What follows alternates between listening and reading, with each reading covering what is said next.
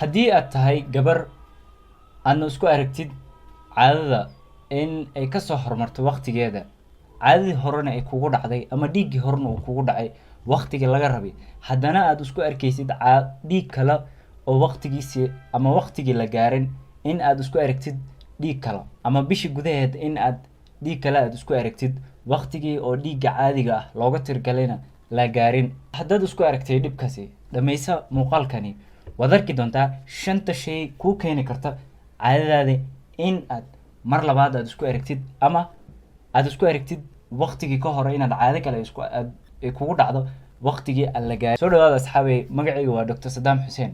meel walbaad joogtiin fadlan ha ka iloobina channelka subscribe, like and share-ka. anigu galna barnaamij shayga koowaad kuu keeni kara caadadaada in ay kasoo horumarto waqtigii looga tirgalay waxaa waaye haddii uu jirkaaga uu ka socdo hormonal imbalance. hormonal imbalance waa maxay? haddii ay hormoonadaada ay qaldan yihiin.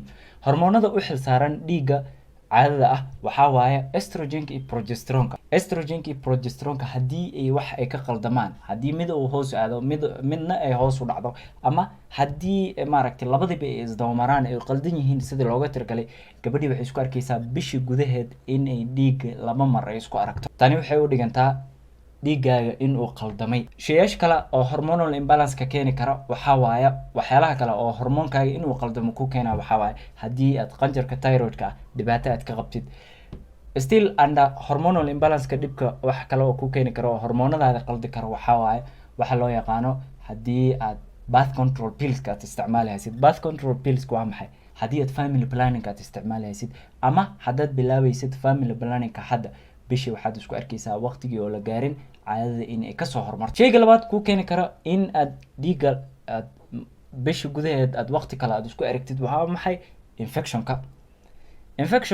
infectionmada hoos ka jiro oo idil waad isku arkaysaa dhiig oo spotty ah in ay kula soo dirsaan waqtiga infectionka aad qabtid. kani ma ahan marka in ay caado ay kugu dhacday, infectionka ayaa kuu keenahay. infectionmadan waxaa kamid ah pelvic inflammatory disease-ka, waxaa kaloo kamid ah UTI-ga, waxaa kaloo kamid ah sexually transmitted infection-ka cudurrada galmada la iskaga qaado, waxaa kaloo kamid ah vaginal douching-ka. vaginal douching waa maxay marka? vaginal douching waxa waaye gabdhaha mar walba xagga hoose ku dhaqa waxyaalaha soo carfaayo. shayga saddexaad kuu keeni kara in aad isku aragtid waxa loo yaqaano dhiigga bishii maaragtay waqtigiisii oo la gaarin waxaa waaye pregnancy complications. pregnancy complications waa maxay? caadadii way kugu dhacday, waad soo martay inaad maaragtay caadadii waad kasoo qabaysatay waqtigeedii markii ay kugu dhacday, uur baad qaaday.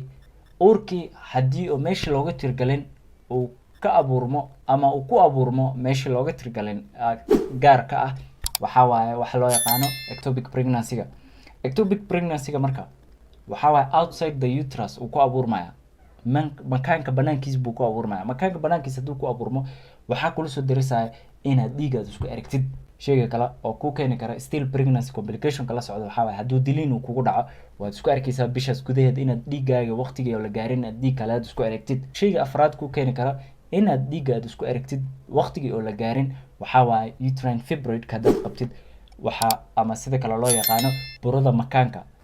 burooyinka makaanka ku dhaca videoga kale baan ugu soo hadlay, si fiicanna xagga baan ugu soo sharxay, laakiin burooyinkani dhibaatooyin badan baa ayaa la xiriira caadadii oo kaa qaldantay, dhiig oo heavy ah inuu kugu dhaco, dhiig oo zaa'id ah inuu kugu dhaco iyo intaasi in ka badan. shayga shanaad ugu dambeeya waxaa waaye haddii aad cancer hoos ah hadduu jiro. canceradani waxay noqon karaan ovarian cancerka oo meesha ogxaanta gala, waxay noqon karaan cervical cancerka makaanka afkiisa hore ah, iyo vaginal cancer hadduu kugu dhaco. intaasoo idil ayaa keeni kara. iska taxadir in aad 5 shay aan soo sheegay aad iska fiirisid, aadna haddii hormoonadii ay qaldan yihiin aad iska cabirtid, haddii ay waxa kale ay maaragtay vaginal screening-ka aad martid, cancer screening-ka aad samaysid oo cancerka aad iska bartid, aadna hormoonadii aad saxdid, infection-ka aad iska daaweysid. intaasi in ka badan. fadlan waxaan soo gaarnay gabagabadii gunaanidka barnaamijka. ha ka iloobin channelka subscribe, like and share-ka. waxaan idin rajaynayaa sidaas iyo nabadgelyo.